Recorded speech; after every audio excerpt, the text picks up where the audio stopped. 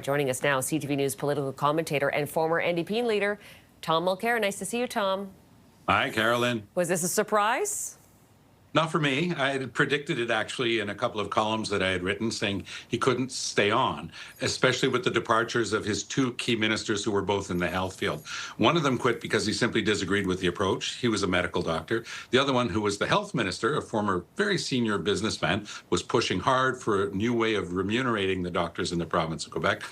And when Legault threw him under the bus and went back essentially to the old system, the writing was on the wall. He was at, as Nick Nanos just said, somewhere in the 15-18% range in most of the polling.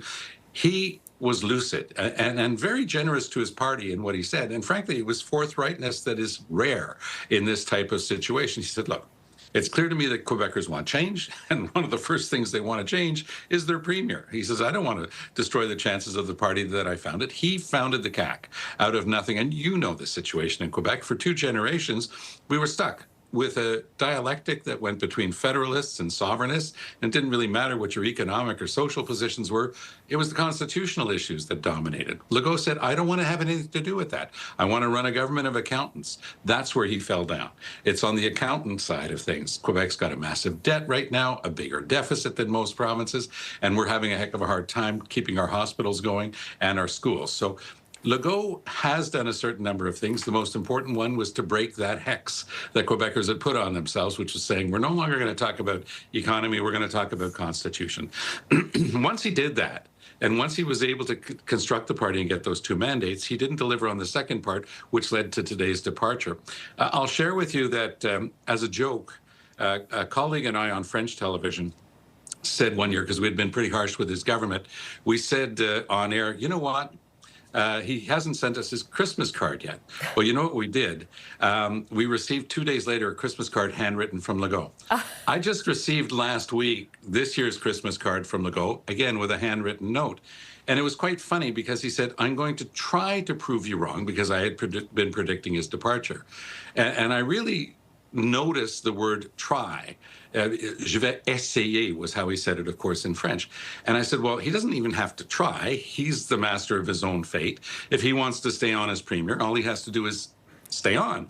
But I think that he was hoping that somehow the polls would turn around. He had gone through a lot of motions in the fall, tried to reassert himself on some key issues like going after the trade unions, which failed miserably because Quebec is a very heavily unionized province. So nothing seemed to work, and his departure seemed inevitable. But you know what? I'll go back to something that Doug Ford and Danielle Smith said. When someone dedicates and devotes the most important part of their career to serving the public, they always deserve thanks. And I think that that's where Legault is right now. He deserves thanks for all the hard work. But now there's going to be a new leader, and it changes everything for the next election. But where does that leave us politically in Quebec? Because you've got the PQ at around 34-35%, sovereigntist party, and then you've got the Liberals without a leader right now, and the CAQ at present time is down into the teens in polling. So it looks like the PQ is in the lead, and that could lead us to another referendum in Quebec. So what do you see coming? They're promising another referendum. But you know what? They're at 35% in the polls, but that's the number of Quebecers who would vote for separation tomorrow. That number has not changed, by the way, Carolyn, over the last 40 years. It stays there. There was the one referendum 30 years ago where it was actually almost a tie, but that was in the wake of the failure of Meech Lake. Quebecers were angry. There was a lot of stuff being voted on there that had nothing to do with separating from Canada. When it's a straight-up question, do you want to leave Canada, yes or no? It's 1/3.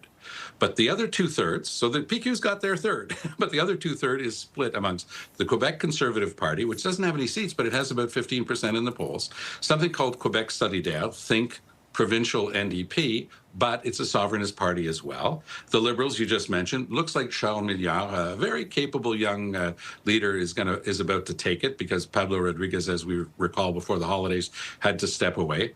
So the CAQ itself is going to have to decide what form it's going to take for the next election. They have some very right-wing members, and there's a really strong right-wing ideologue who's the Justice Minister, young guy, but very hard-bitten right-winger.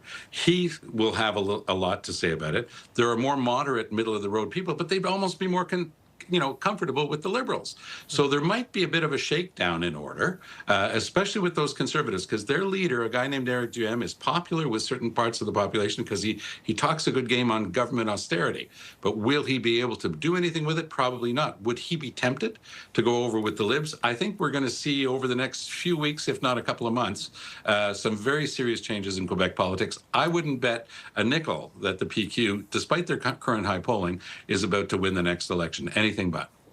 All right, Tom. My Christmas card's still in the mail, by the way. Thank you, Caroline. I'm Okay. looking forward to reading it. Okay, talk soon.